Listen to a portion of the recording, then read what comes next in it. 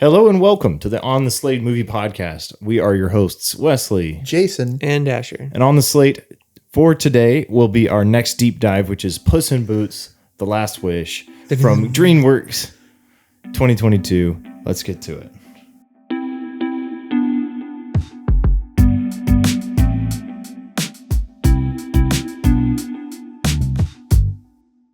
All right, fellas. Let's talk about the movie. What was your first time seeing this like? When did you see it? What was your first impressions? Me.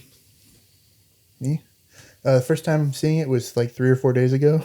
All right, hey, that's fair. That Although happens a lot on this pod. I do remember when it came out. It came out in 2022. I remember you saw it and you were like raving about it in my ear, and I was like, "I'll go watch it. I never watched it. I had plenty of friends tell me to go watch it, and I was like, "Dude, I'll see it eventually."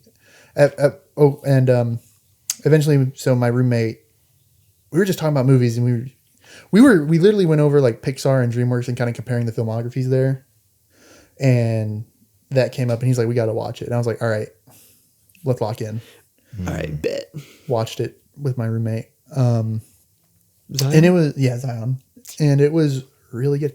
Yeah. I do remember all the like memes and the jokes and the stuff that came out. Like at the time I was working in a pawn shop when it came out, and we had a wall of TVs. And sometimes we would just play like movie trailers, and that I remember seeing that a lot. So maybe that's why I didn't immediately go out to watch it, because I was like going insane from all the movie trailers. It was that, and then there was like the Super Pets. DC League of Super Pets. I remember that trailer playing. I forgot about that movie. Yeah. I mean, when you're standing next to a wall of TVs for like 8 hours, 10 hours every day, and it just plays the same thing over and over. Anyways. Yeah. Asher? What about you, Asher? I didn't really give it much thought when it first came out, but after I saw the scene on YouTube where Death met Puss in the bar, I was like, "Oh my goodness, I have to go see this." And so fortunately it was still in theaters. How that scene was on YouTube, people have ways. So I was like, "Lourdes, let's go watch this." So we saw it in theaters, and I'm so glad like we were able to see it in theaters, because it was just Rubbing in my face. so fun. Rub it in So my face. fun. Both of you rub it in my face. The screen was so big. The seats reclined. The popcorn was warm. Warm corn.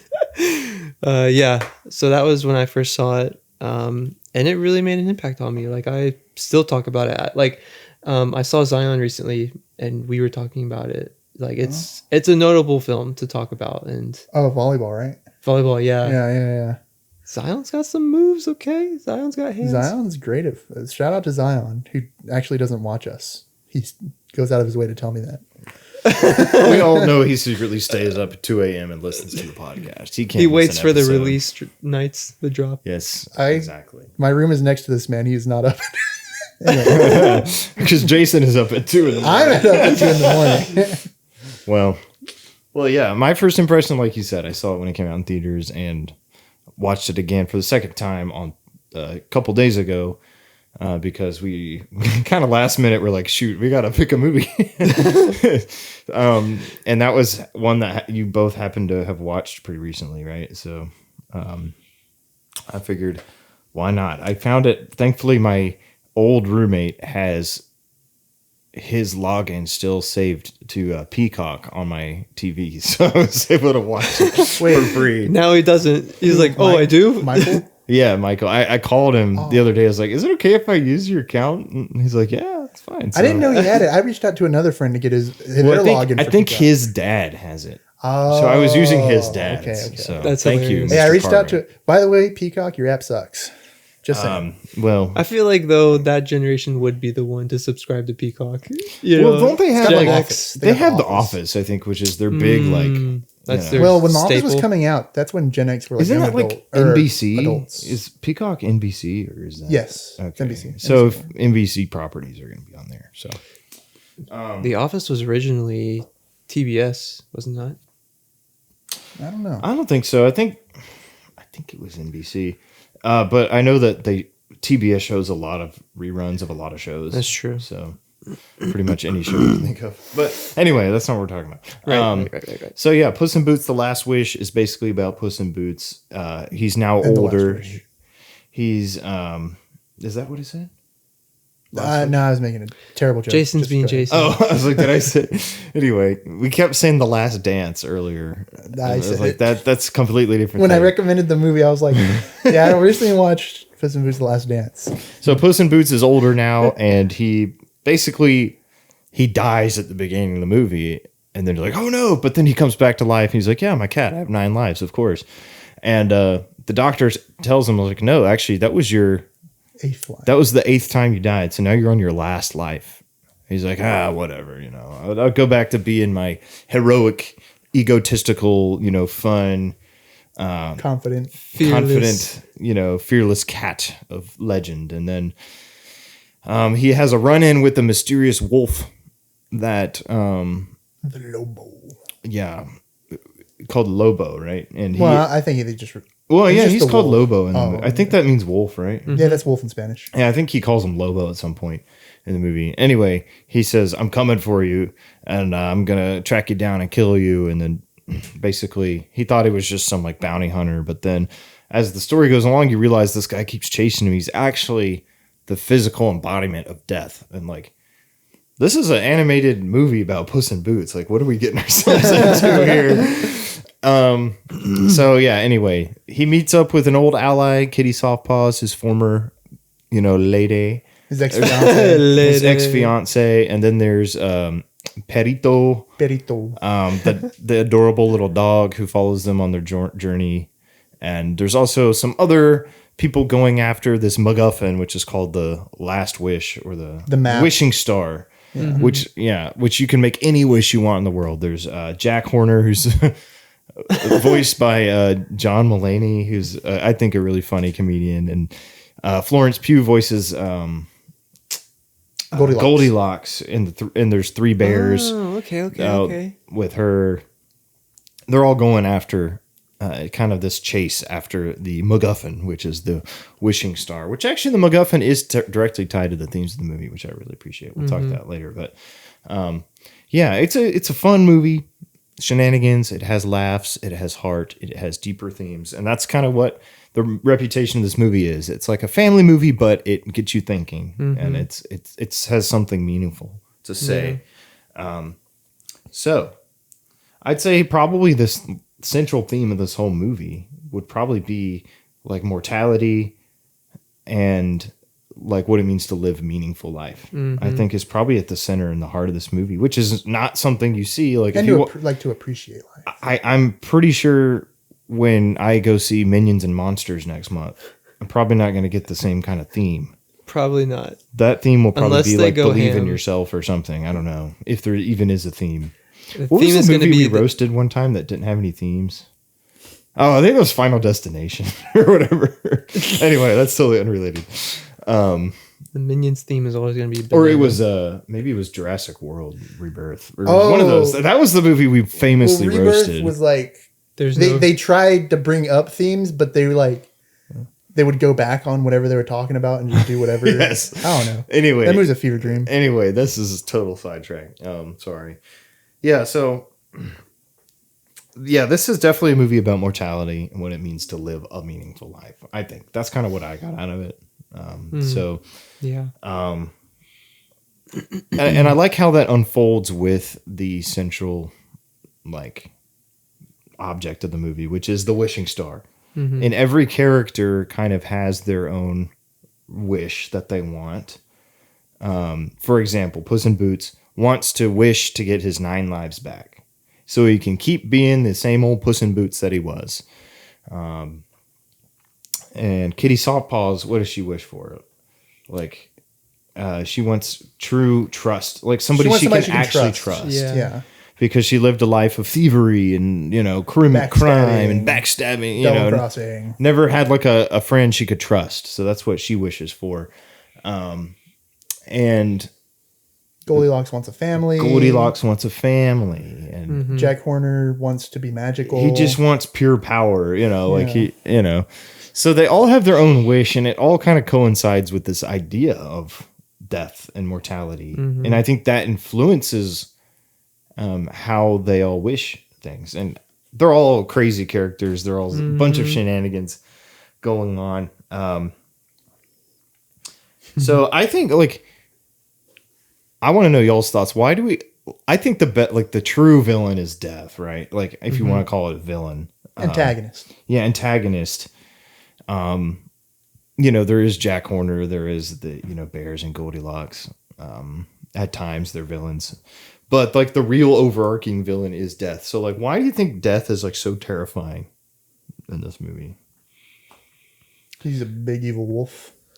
So, like, why do we think So character design, right? Character design. Yeah. Yes. character design is huge. Also, character introduction. Like visual design of the character, yeah. Yeah. Also, the introduction. Like, bro, talk about ways to get hair raised on your back, just like Puss in Boots. In the movie. Like how Puss is just sitting there drinking his milk, and then all of a sudden, like, he sees Lobo in the mirror, and then, yeah, just like his introduction is perfect.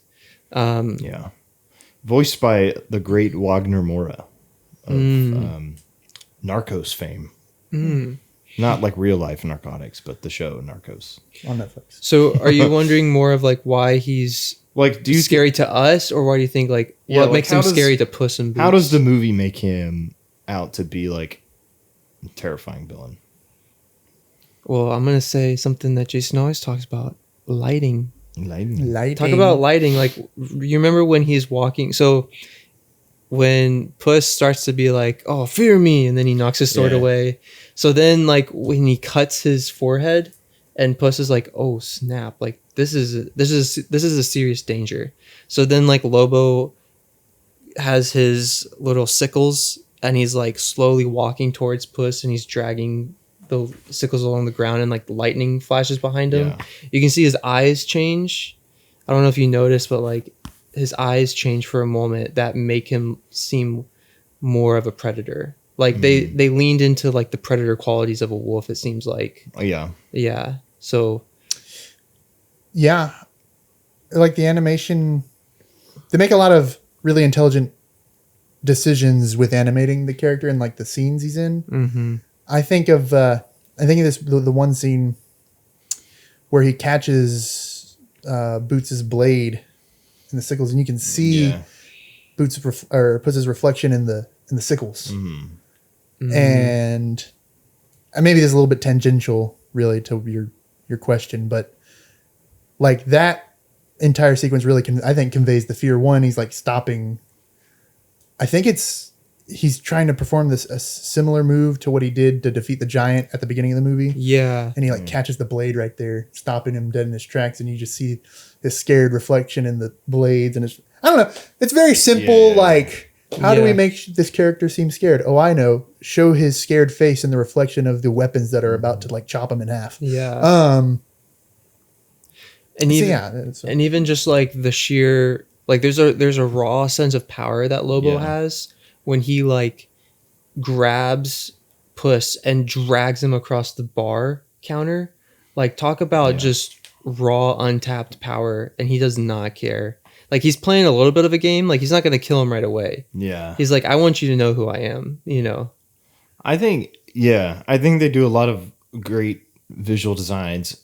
Oh, and the little whistle. The whistle, Yes, the sounds yes. associated with him. I think that Wagner Moura doing the performance I think he does a good job of being very sinister. Like, I don't know, there's like a voice of like inevitability. I don't know. That's the word that maybe that's a weird thing to say, but No, I get you. it feels like he's just a character you can't get rid of. And I think that's what makes him more terrifying. And it's like which kind of leads me to ask, like, do you guys think he's actually like a villain in the movie? Or do you think it's like, what do you think his place in the movie is? So this is a really cool thought, because do we think like Puss is actually like his own antagonist, and like Death is actually an antagonist in a way, but like death in itself, you know, that's just a part of life. And so it's just forcing him to change himself. So this is an interesting thing. Yeah. I mean, I don't think he's like a villain. At the very spoilers, I guess. Yeah. The whole thing's a spoiler. At the very end of the movie, he says, I like to go after like people who don't appreciate life. Yeah, But he also mentions that he will come for him eventually. So he goes after everybody. But I think like the actual chase of hunting somebody down, or I guess the torture of it, only comes to people who don't value life. Yeah, I think he said, you've had 9 lives, but you didn't value any of them. I think is what the quote was. And then when Puss like has the realization at the end where he's like, that's when he also like when Lobo has him, he's like, you're ruining it for me. Kind of thing. But and I don't think he's a villain. I think that's what's so great about this movie. I mean, like, okay, Jack, they balance it by having Jack Horner be a straight up like evil monster. But yeah, he's killing people left and right. just unintentionally, intentionally, Yeah. however it goes. But with death, I just think they did a really good job of just like taking a concept that is negative. It's a dying is not a positive thing necessarily. Yeah. At least not always. And personifying it, but also keeping it from being like making it's not making a blanket statement, avoid death evil, death bad. Yeah. It's just more like something you got to process and deal with. And we're going to visualize that by turning it into a character and having someone quite literally interact with it. Yeah. Whereas for everybody else, this is something you have to deal with in your head, right? You process the idea of your mortality that way, Yeah, and I think he was designed to be fearful, or fearsome. Yeah. Not fearful. Because, the reason why I wanted to start the conversation by talking about death was because I think, or Lobo, whatever you didn't call him, is because I think his presence in the movie really drives, what the movie's trying to say. To me, I see him, I think he is a villain, but it's like, he's a villain to Puss in Boots. Yeah. Right. Obviously he's inevitable, but in Puss in Boots' eyes, he thinks oh, this is my enemy and I'm going to try to escape from this. But this is the first enemy he feels like he can't defeat by his normal, Puss in Boots, style. I don't know what this is. Puss in Bootsery. His Puss in Boosery. Yeah. So I do think that, they do a good job of making him. I mean, he really only comes after Puss in Boots, right? He doesn't really go after any of the other guys. Yeah, I don't think anyone else sees him. Well, they see him. They do see in the him. end. Yeah, they don't really see him till the end. Kitty Yeah. doesn't even know about him until the end. Yeah. Right? So it's a good way to drive fear in his character, and that's what ultimately drives him to want to wish for 9 lives. So he can escape from it. Yeah, but the whole movie is no, you can't escape from it. It's better to value the life you do have. He was going to try to make the wish, but death was going to stop him from doing it. You know, you can't actually do this. But, if you do make the right choice and choose to value this life, you can enjoy this life, Yeah. So I think that's kind of at the heart of the movie. So let's talk about Mr. Puss in Boots himself, voiced by Antonio Banderas. He kind of starts off as this legend, this Who is your Mask of greatest Zorro fearless I wasn't a huge fan of the song aspects personally. I guess it fit his character, but I'm not going to be too critical. Whatever. That's It was fine. just that one opening song, right? They didn't do anything else, right? Well, he brings brings it back up and repeats. Oh, yeah. But It plays Which into kinda his yeah. persona, I think. He's so caught up in himself. And he's got to learn how to go from this really self-obsessed. You can see it in the Shrek movies, right? I did watch Puss in Boots, the first one when it came out, but I don't really remember much at all He from gets it. betrayed by Humpty Dumpty. I remember that much. Yeah, I do remember that. But anyway, yeah, in this one, he's, I guess, like retiring essentially. He's at the end of his career. Well, he's kind of forced into the end of his career by death, on the run, and he has to learn. He has to learn about himself. He has to get humbled. He goes to the Mama Luna's cat sanctuary or whatever, which is so. That whole sequence is so goofy. Grows a cat beard. And yeah, he gets humbled. Lives a life of like defeat. Like he's defeated, and like he literally buries his Puss in Boots legend under the ground, like his cape and his sword and all of that. Mm-hmm. Buries it under the ground, or he lost his sword. Yeah, right? fighting in the Lobo. fight to death. Yeah. So he's had all of these core pieces of his identity stripped away from him, and he feels like, yeah, he just kind of feels miserable and like going through the motions, depressed, like all of that. And then, so then he ends up learning about the wish and like going to find the wish. And, that gives him hope at first, but eventually, he starts realizing, after reuniting with Kitty Softpaws and meeting Perito and, I think he starts to get his mojo back a little bit, but that stuff, yeah, I don't know. When we talk about Kitty, we can talk more about that, but his ego is challenged. And yeah, obviously death is the ultimate equalizer, So, yeah, I like how they treated his character in this. I think this was a logical progression of his character. It didn't feel like they're just bringing back an old legacy character just to mess him up and throw him into the ground like we've seen so many times. No, they really developed his character to the point where I know they left the movie off on a cliffhanger, essentially, like, let's go see some old friends. And if I see Puss in Boots again, like, I would be happy because I know I'm getting a more mature Puss in Boots and I want to see that, Yeah. So I think his character development is just really good. This is like the dark and gritty reboot of Puss in Boots. This is the this is the Puss in Boots Ragnarok. Yeah, He comes back. It's he's like, yeah. more mature. Is that a really good I don't know. Yeah. Is that a So- good metaphor? he kind of goes on this journey to being afraid, or from being like super cocky and like not afraid and brave and all that, then to go be completely fearful. But then he kind of works back to a healthier version of courage, right? And of like, what is his line? Like, I will fight for this life. Like at the end, it's one of the most powerful lines in the whole movie. He's like, death may come for me, but I will fight for this life. So he's not fighting for his next 9. He's now fighting for what he has now, which, And I I really like in that scene too. It's a callback to when Lobo first met Puss, but when Puss's lives are flashing before his eyes, he's like, "What's the matter? Lives flashing before your eyes."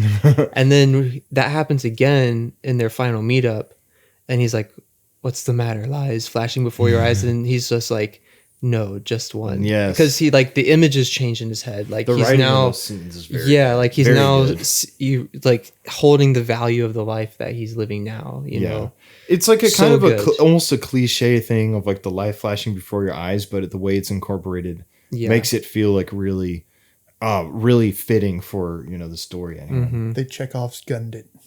The what? They Chekhov's gunned it. I don't know what that means, Chekhov's but that's gun? my fault.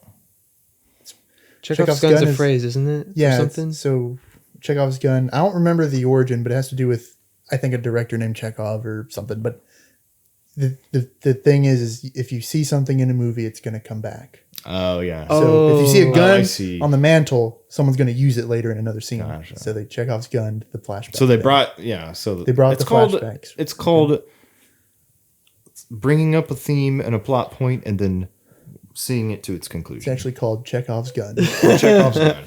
So They brought back Although the I guess flashbacks. that really references objects more than Oh yeah. scenarios. It's an but- object of his imagination. Exactly. See, thank you. So I do think that overall forgot this to movie explode. is it's really written very very strong. I think. Yeah. And then there's Kitty Softpaw's character. who I think kind of represents the like The man he can be. like this is the life that Puss in Boots could have, you know, if he wasn't such a nerd as opposed loser. to his old life. Like he has like, oh, this is what you should be looking forward to, somebody you can trust. And I think that also is reflected in Kitty's character because she wants somebody she can trust. Yeah. And just like with all these characters, except for Jack Horner, they they all like the wish that they want. They actually don't need to wish for at the end. Like they can just get it by being like growing as a person, right? Yeah. You know, Jack Horner. I mean, I forgot exactly what he was going to wish for. I think he just wanted to become the most powerful like magic being in the universe or something like that. Yeah, he was the only one that didn't solve his problems. No. We could talk about him in a minute, but yeah, I think Kitty serves as a very important character in this movie because she kind of challenges Puss in Boots and kind of is like she's like the nicer version of the Death character, I think, in this movie, if that makes sense. Like, oh, here's something inevitable that you could have that you know is coming for you that you should embrace this Instead of run away from it. yeah, instead of run, you know, something to embrace rather than run from. So, yeah. What did you guys think of her character? I think she's a pretty good character. I think she's the Voiced by Salma Hayek. if death is the stick, then she's the carrot. Yeah. Not to belittle an entire person, right? into being a carrot or a prize or whatever. But what she represents. I mean, most characters serve some sort of plot function. I know, but you know what I mean. Yeah. It's like, how do you use them to make them memorable? And meaningful, you know, I agree with you. I think that I'm stumbling, man. That she did. good character, great analysis. She represents what like Puss in Boots like technically wants. Yeah. I think, but Is afraid of it because he thinks it makes him. He thinks it like makes him less, makes him different, or it challenges him, I think. makes him vulnerable. Yeah, exactly. Yeah. So He'd have to like make life change. You Yeah. know? Yeah. He'd have to lay down or at least sacrifice at least some of what he die had. to himself. Yeah. Yeah. Get it? So He's probably spent most of his life not being vulnerable, you know. I like how she's an anchor for him, but yet she also goes through her own like character development. You know, it's not front and center, but I just like how you start to see her opening up in terms of trusting. And she's given honestly a lot of times to not trust again, you know, because there's that moment where Puss runs away after dealing with Lobo again, like in the ice trap thing. The Crystal Cave of Sorrow. Yeah, or Crystal Despair. Yeah. So like he runs away and well, I guess it's not really until maybe we can talk about this more when we talk about Perito. But when Puss opens up to Perito and she overhears that, right? So like I think that's a really good moment for her and her development. So I like the anchor she provides for Puss, but they still give her something to grow with. yeah, and I do want to shout out Salma Hayek's performance in this. Also, we didn't mention Antonio Banderas. Well, you brought him up.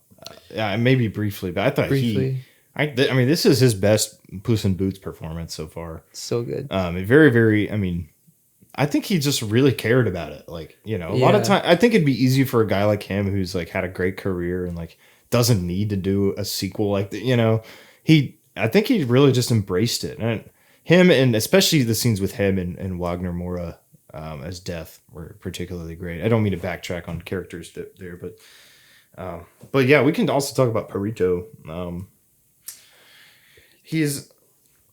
I think he's like the opposite of Death in a lot of ways, or at least the opposite of. I think he's more like the opposite of who Puss actually is at the start of the movie. Yeah, or at least he's a foil. I think he's in a lot of ways to different. Like even Jack Horner, I think he's a foil. He's so optimistic, and he's like, life is worth living despite the hardships that come with it. Like it's despite death coming, like life is worth living. He really embraces that, and I think is somebody for like Puss to like look up to almost. Well, I think he's also like the answer to the theme of the movie. Whereas, like, by the end of the movie, everybody decides they don't need the wish. Yeah. But Perito at the very beginning is like, I don't want to wish for anything. I got everything I need Yeah. right here. Yeah. So it's like he's like, the movie just shows us like, hey, this is what you could be if you like just locked in really quick. I think this movie does push you to like challenge yourself. Like if there's anything you can get out of this movie, you can be like, wow, I don't need something else to like fix my life problems. Like I can just look inward. I can just try to be mature and like be open and vulnerable and realize, oh, there's a better life out for me if I stop pursuing these things that are really, really terrible, or like pursuing so much like myself, like, oh, what more could I have? How much more joy could I have if I chose, others that I can love? And, it's a simple message, but I think the movie portrays it really well. And I think he's one of those primary characters that helps Puss in Boots and all the other characters. It's like an anchor in a lot of ways. I think you said that with Kitty. I think even Perito is also an anchor for them, kind of like almost like a moral compass in a way as well. The North Star. Yeah. I really like when, like, I like the comedy he brings to the movie, but I also like how they don't just make him a comedic side character. Like, they give him heart because he ain't no minion. Yeah, like when Puss has basically that anxiety attack, Perito comes and like calms him down and lays on his stomach. Like that's beautiful. Like come on, that is awesome. He's silly, but he understands like the severity of situations. So he's like, okay, Puss really needs me right now. I like that. Yeah, that was a really nice scene. He's having the panic attack, and then Perito comes and snuggles with can make a grown man cry. It's enough to make a grown man cry. Get back in there. I really like this character, voiced by Harvey Guillen, who I think I've seen in. I think he was in that Companion movie. Did you see that? What a fitting. He was one of the guys that had a robot companion. Yeah. Okay. I think he dies in that movie. I think everybody. Or does he survive? I don't remember. I know. I'm pretty sure everybody dies, but we're not. I'm spoiling a random Companion. movie. That's the only other thing I've seen him in, so I don't know. So then we got Goldilocks and the Three Bears. Mm-hmm. So, again, they're not really villains. They're just kind of like, there's just another group that wants the wish, and they'll try to get in the way of anybody that tries to get in their way.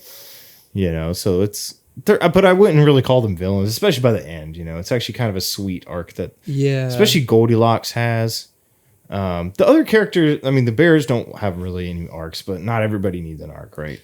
Goldilocks is kind of the center of that group and the leader of the group, and she wants her real family, like, she wants to be a part of a human family. Yeah, because I guess she was an orphan, and she was raised by bears. Shrek universe. Hey, Shrekverse. It's the Shrekverse. Things like that happen all the time. The Shrekening. So, and I like how that kind of conflicts with the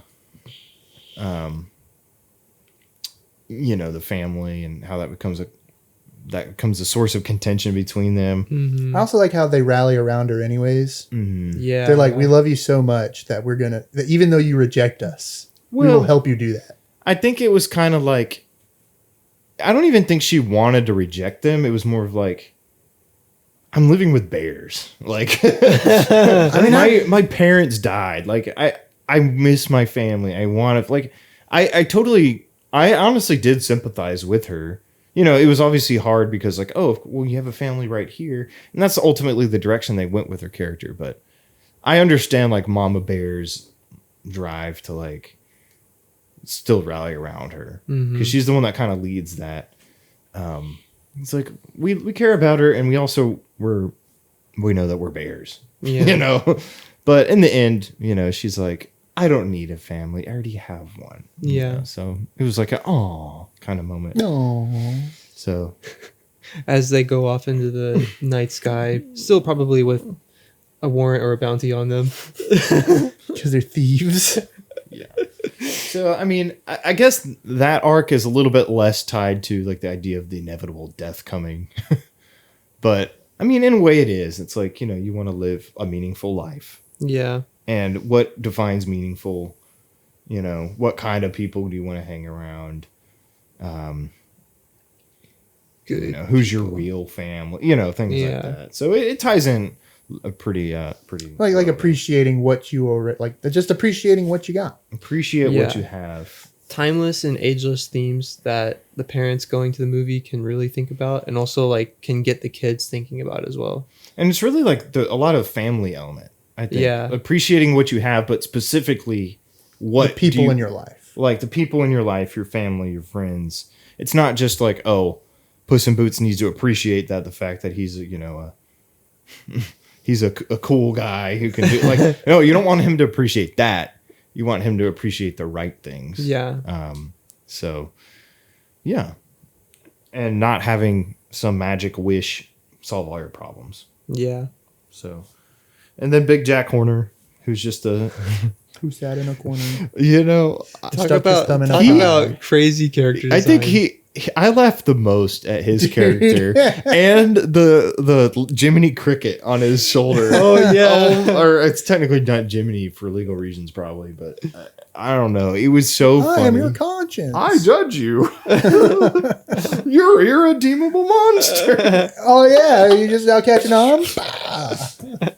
Well, he's like, that's horrible. You're horrible. Or maybe he said terrible. Find the good in everybody. Find the good in everybody. He was so funny. That was like such hilarious comic relief. And also Jack Horner in general, just he's evil for the sake of being evil. I like his inclusion in the movie, but it's like it's very comedic. You know? Yeah. I really like. Shout out to Zion because we both found it hilarious. But the scene where fake Jiminy Cricket, his conscience was like, what made you like this? He's like, oh, I had a terrible upbringing. I had loving parents, a flourishing or a thriving empire that I could inherit, a big mansion, useless crap like that. He's like, So clearly somebody who doesn't appreciate the right things. literally in doesn't life. appreciate anything. I think he's like except the power. extreme of like something like Puss in Boots was experiencing before his Yeah. character development. I mean, that's a far extreme, but The extreme of being it's like spoiled. the pursuit of vanity, I guess. Yeah. Pursuit of the wrong things and how that led him to his destruction. And also, I just think he's so funny. Yeah. You know, that I think that also makes him a standout character. Character design. John Mulaney's perfect casting. The character design for him too is awesome. It's man. so funny. It's so goofy. He's like the It's- ugliest, goofiest guy. His like- face is like he had something sour, and that's how it stayed. He's got the worst haircut. Like, it's- I like what is it that Perino says? He's like, you wouldn't shoot a dog, would you? And he's like, what is he? He's like, yeah, I would. And then he fires at them. You're an irredeemable monster. I like his goons of bakers. Yeah. Oh yeah, the baker's dozen. They all die. It's just all He's like shooting them with unicorn horns and then use them as a bridge and Leave this it other to stuff. leave it to DreamWorks to really like take these Nursery rhymes. these classic nursery rhymes Yeah. and like put fun spins on them. The whole Shrek universe, I really like it. I Now, I won't say appreciate it so every much. Shrek movie is great, but I'll say that the universe as a whole, I think I like it. I'm glad that they're making a new one. I hope the Shrek 5 is good. But Bro, the teaser trailer was not. it looks a little sketchy right now, but maybe it'll turn it around. Who knows? Hey, if the power's in the writing, Okay, we'll see. Okay, can I have a side note real quick? So we see the visual style of the new Shrek 5. Mhm. We saw the visual style of Puss in Boots: The Last Wish. I'm very curious if we're going to be getting like this new version of Puss, like it's canonical to Last Wish, but he's gonna like go back into the Shrek 5 classic DreamWorks animation look. Like, I wonder if they don't really just care about that, and they're like, it's okay, animation. But I also wonder, like, are they going to lean into that and start making each character's universe, like their world, like a visual style? Like, say if Donkey ever gets his own movie, is his movie going to look different? Does that make sense? I know what you're saying. That would be really interesting. I like the idea is like, because we're seeing it through the lens of different characters, each different movie, right? So they look different. But I gotta say, Puss in Boots just looks way better than. It looks so good. Well, it's like Shrek 2 looks great though. I love the way Shrek 2 looks. Shrek 1 is old, even though it's gold. Shrek 1 is so funny. It Shrek is 2, dated, yeah. but Shrek 2 definitely improved on the visual. Well, Shrek 2, I think, has aged beautifully. Shrek 1 has still got that early 2000s kind of jank some in there, especially like the dragon. Yeah. Tangents. I really like the dragon. Crazy. The questions that I have. The animation for Puss in Boots, though, I think is fantastic. And I don't see, it doesn't look like it's the same style for Shrek 5 based on the trailer. So I think that's a shame. I think we're missing out. But that means it has more freedom? Well, it has more like uniqueness for Puss in Boots Last Wish. One of my favorite shots is when Puss in Boots is running along the rooftop fighting the giant in the beginning. Yeah. So cool. Like, I love kind of like the anime inspiration they have for this movie and like just how elaborate action pieces are and like character movement is. Like, they really go for it. It's fun. Yeah. I think I like the style. They deviated from the Shrek style, not necessarily just technology capabilities, but like the flat out the style. It seems much more like a painting or like a fairy tale book, right? I think that's kind of what they're going for. Where Shrek, I guess, it just kind of goes for somewhat realism look, especially with like the human characters. They just look like, oh yeah, that's an animated human. So yeah, this one, I don't want to say it's just like the Spider-Verse style because I feel like everybody just throws that around. I don't even think. It's just like I think Spider-Verse gave him a lot of. It's a slower like frame rate type thing. If that's yeah, the but right it's word. it's the animation itself is a lot more fluffy. Does that make sense? It feels like a blend of like Spanish influence. It feels like a blend of like traditional art, fairy tale designs. I think it almost felt like stop motion to me as well.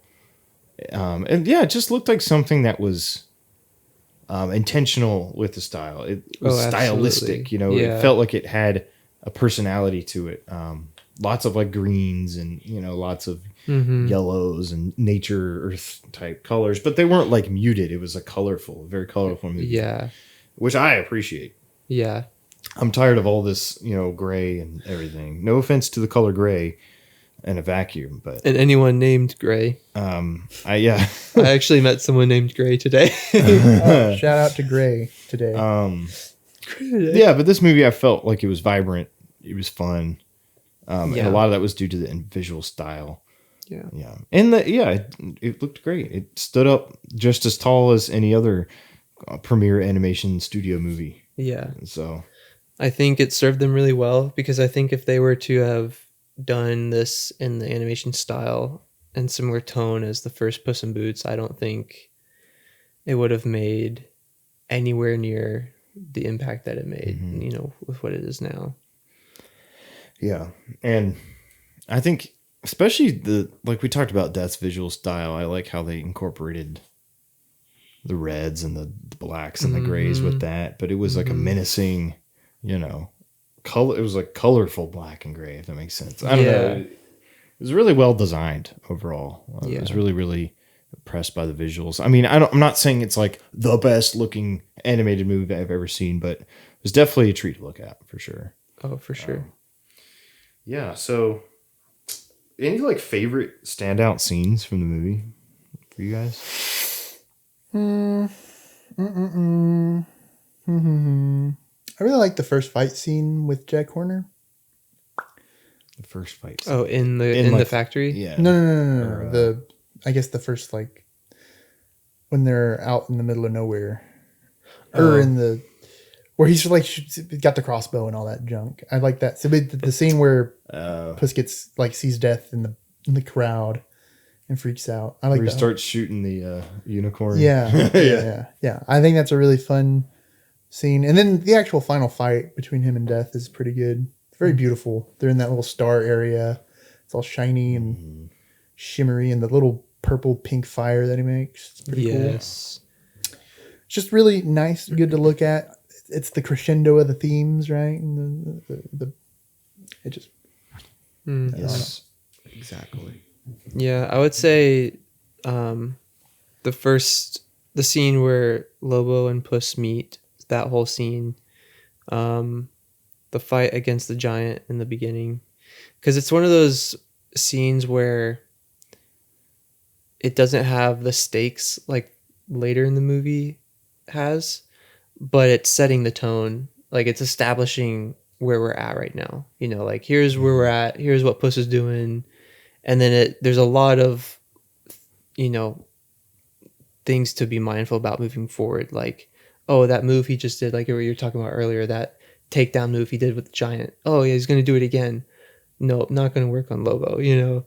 So it helps kind of put us in the world to know, like, where are we at in this story with this character? And then, yeah, I really like the end fight scene too with him and Lobo. Just like really good. fun thing about that move. They use it a third time when they beat Jack Horner, and he does it with That's right. soft paws. That's right. So it's like, I think it's just hammering home that idea again of like just doing it with somebody, like sharing your life with someone. I guess. Yeah. They both do it and take down. It actually makes me cringe, but they stick their blades in his thumbs. I'm like, Oh, the Spanish Splinter. Oh, Yeah. that was so funny. Like It the is crowd funny. reacting, like, ooh. it made me go, ooh. I'm like, "Ugh." Splinter. Hey, I thought it was funny. I didn't think it was cringe. You know what I thought it was Well, funny. they did it so well that it made Jason It made me hurt. feel like I'm like, Oh, it made you cringe. like Yeah. the chalk on the chalkboard type yeah, thing. Yeah. Sorry, I misinterpreted that. Yeah, you're over here thinking I'm a hater. Yeah, I do. Crazy. I'm just kidding. Yeah, I'd say my favorite scene. I mean, I think obviously It's not a good scene. it would be. Sorry. Lord help me. My favorite scene would be the. Well, technically, it's the final scene where Puss in Boots confronts Death. But since we already talked about that, I'll say my other favorite scene. I like how they did like Puss in Boots' panic attack. I thought that was. I mean, I didn't like him having a panic attack. Obviously, I don't like it. I like your panic attacks. Can we just- have more of those? I feel like there's just something that you don't really see. I enjoy in seeing you family movies panic. like that. You know, Yeah. it's like the whole movie itself is like a more adult thing. Yeah. Like it's, you know, like the idea of mortality is not something that 8-year-olds, you know, who might be watching this in spades, you know, think about all the time. Yeah. But I don't know. It's something that I think is helpful for kids to like, oh, we are mortal. Like, You will die one day. you know, it may not be real to you right now. It may not feel like that, but you know, you can always go back to this movie and remember, you know, kind of thing. And I think the panic attack is it's a weird thing where like, you know, today I think a lot of people are struggling with anxiety, and like in our social media generation, it's like a very anxious generation. I think there's a book that came out called The Anxious Generation that's like did a lot of research on this, and you know, people having panic attacks like are on the rise, and you know, so it is relevant culturally, I think, and displaying that could have been meaningful for a lot of people. I've never personally had a panic attack, but I imagine, you know, I don't want to speak for anybody, but it seems like that would be like relatable for some viewers, you know, be like, oh wow, I know it's like a cat, right? It may seem silly, but it's like, oh wow, we feel for this character. The writing is so good, the performances are so good, it's convincing, the animation is amazing, and then you know, realizing that, I think that was a key switch moment for him, like realizing, oh, Perito like helped me out in my moment of need, Like nobody's like helped me before. Well, you know what? Shrek and Donkey helped him out, I think, personally. But anyway, that's a different That was a movie. long time ago. I forgot. Different life. Like in this moment of need, like somebody was there for him. You know, I don't think that's something he was used to. Or at least it wasn't a kind of vulnerability he had experienced, but he didn't really have a choice but to embrace it at the moment. And I think that was a nice, really good scene that I think a lot of people are going to find impactful. And I think really it fits perfectly. So. Yeah, really good scene. Because a lot of these things are terrifying and make us anxious, you know? The idea of, you know, we work until we're in our 60s and maybe we make it another 10, 20 years and then boom. You know, it's like, what is there to live for? So I think the movie does a good job of kind of addressing those anxieties and reshifting your focus. Nice. It's good. So that was my favorite scene. So now let's talk about some rankings for fun. Where does this rank in the Pixar? Or not Pixar. DreamWorks library. I don't know. DreamWorks has honestly come out with some bangers over the past, I feel like, 10 years. I think They've always had bangers. Honestly, in terms of themes, in terms of like meaning, it's probably the best like Shrek universe movie. Now, do I think it's actually my favorite Shrek movie? No. DreamWorks. The one thing I have against Puss in Boots: The Last Wish, probably, I feel like every time we have these deep dives, like I end up liking them more after we're done than I went into it. Who knew that So maybe this communicating your seems silly, feelings allows but you to understand yourself better. Yeah, exactly. I don't think that Puss in Boots: The Last Wish was like. I don't think it always was like funny for me. I don't think it was consistently funny. You know, I thought it was pretty funny. I think there were some parts where like the song at the beginning and everything. I guess I wasn't buying into it like super much. But I think as the movie goes along, it keeps getting better and better.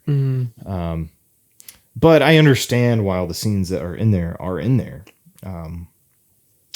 But like when I'm thinking like what are the best animated movies of all time, I think there's still others that I'm like I'd probably put above Puss in Boots: The Last Wish. Like as far as DreamWorks goes, I probably would put Shrek 2 and How to Train Your Dragon above this, and this would be like third. Kung Fu Panda would be like competing for that third spot.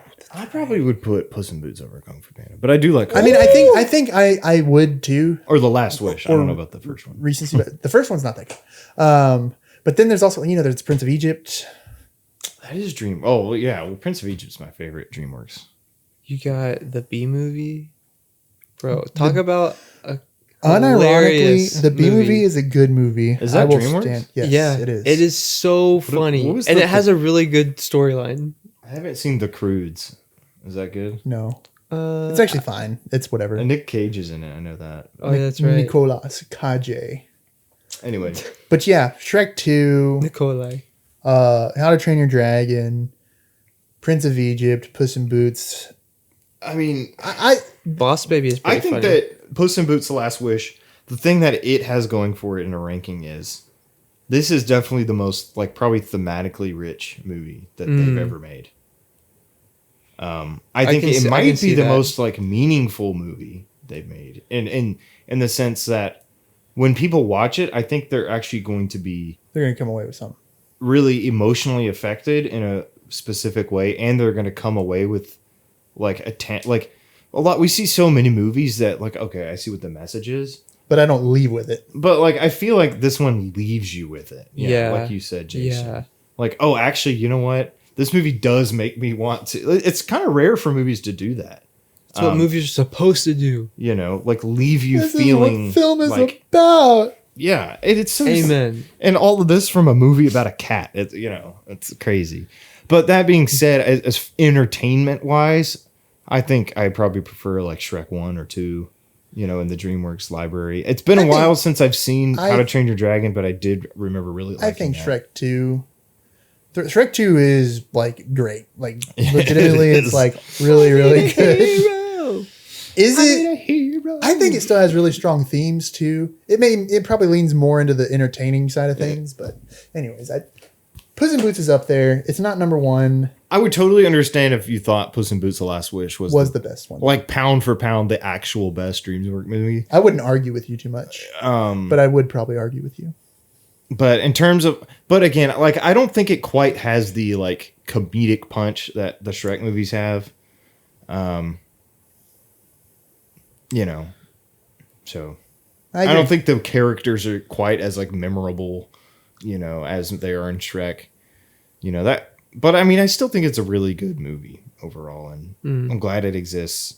And by the way, at the end, they sail for Far, Far Away, so it looks like we're gonna have a Shrek team up again. So I read that at the time they weren't technically really planning on anything, but they wanted to put it in there for fun and be like, hey, let's see what kind of reaction we get. Let's see what kind of feedback we get from the actual movie. If we get enough momentum or enough just like buzz, then we'll write a Shrek 5. Yeah.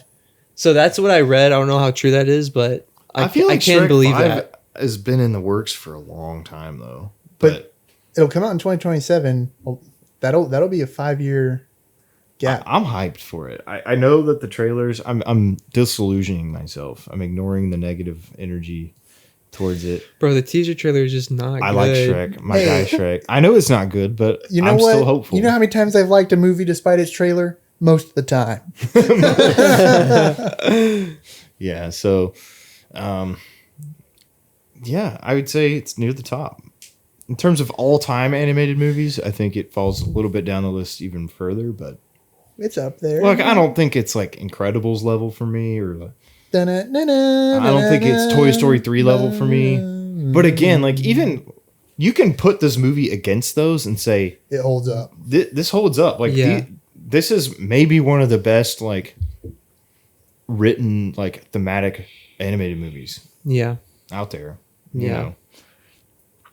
I mean, Miyazaki stuff is really rich. You know, it's all really great. If this is one of your favorite movies, I totally don't judge you. I'm gonna probably I'm ready for a rating. if Let's you guys do are. it.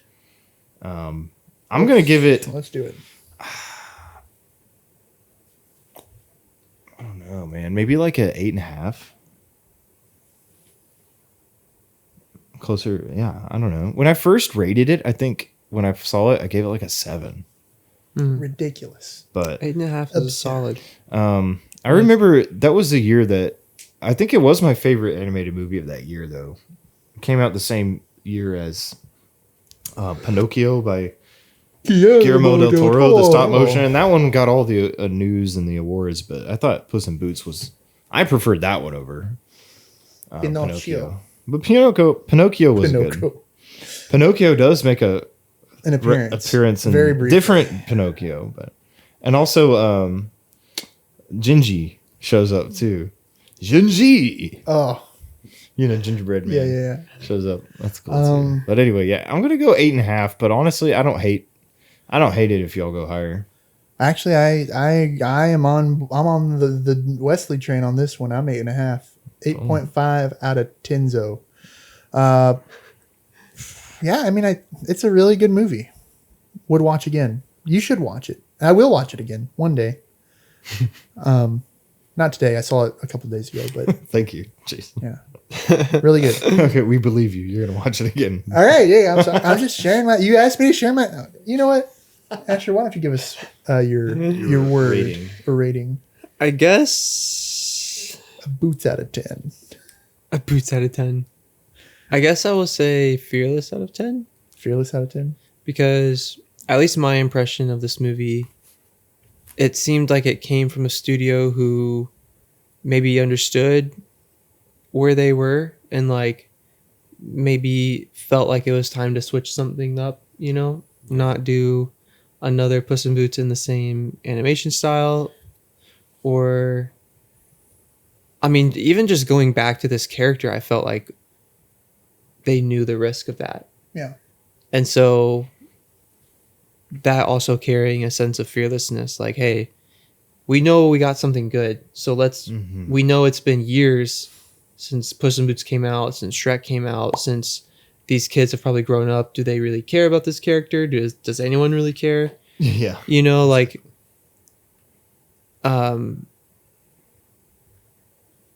they could have even easily brought back, or they could have easily casted other people.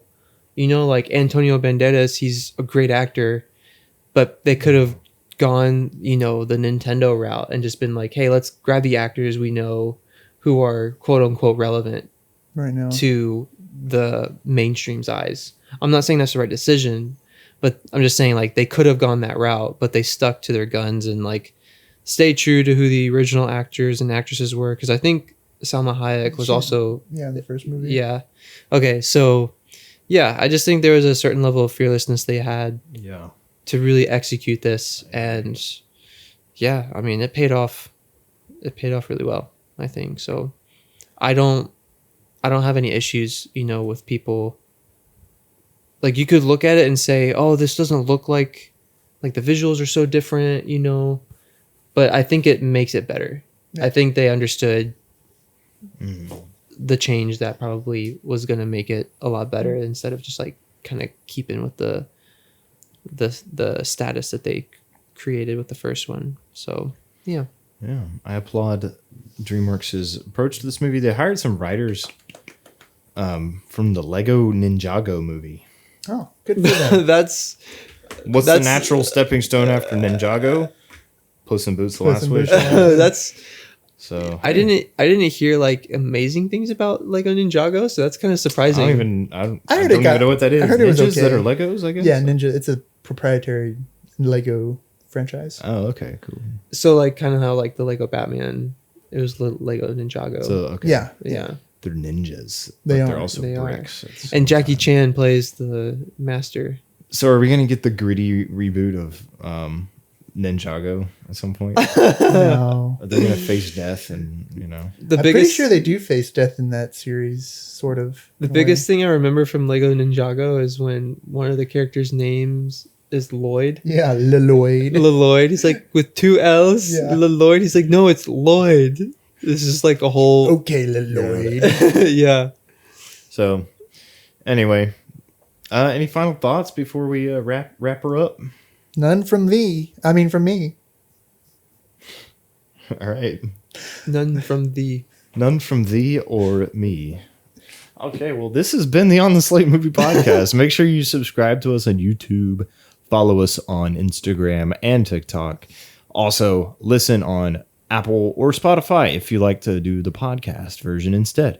So, yeah, you can find us there. Make sure you like, subscribe, do all that fun stuff. So, yeah, we'll see you soon in the next one. We have been your hosts, Wesley, Jason. and Asher. God bless. Have a great day.